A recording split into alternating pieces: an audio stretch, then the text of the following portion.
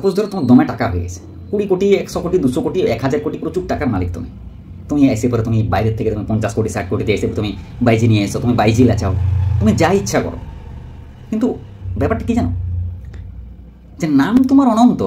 তারপরে তুমি আমাদেরকে এই অনন্তকাল ধরে তুমি টর্চার করবে একে তো টর্চার করছে এই মেটা A1 তো ইয়াকে পাইয়ে পরে বাঙালিরা এমন শুরু করিয়েছে সকালবেলা উঠে বলছে বাবু ভালো আছো ওইখানে মেসেজ হচ্ছে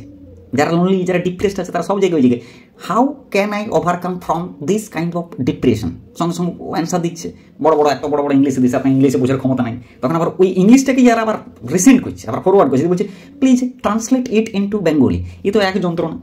তারপরে এই যে এক নাম হয়ে গেছে এক অনন্ত তার এই অনন্ত নাম মানে তুমি অনন্তকাল ধরে এরকম বিয়ে ঘর করবে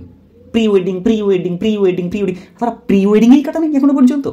তা এখনো তো আছে পোস্ট ওয়েডিং আছে ওয়েডিং আছে তার মানে যদি প্রি ওয়েডিংটাই না কাটে তো সারা জীবন শুধু ওই ওয়েডিংয়েই চলবে মানে যতদিন না পর্যন্ত ওই শরীরটি হিসেবে একটু স্লিম ততদিন পর্যন্ত বিয়ে ঘর চলবে মানে ওর সাথে এরকম একটা ডিল হয়েছে বুঝছে যতদিন পর্যন্ত এরকম মোটা শরীর থাকবে ততদিন পর্যন্ত কিন্তু ওই ওয়েডিং মানে ফাইনাল ওয়েডিং ডে কিন্তু আসবে না ক্রুজ ভাড়া করে নিচ্ছে প্রি ওয়েডিং সেরিমনি মানে হচ্ছে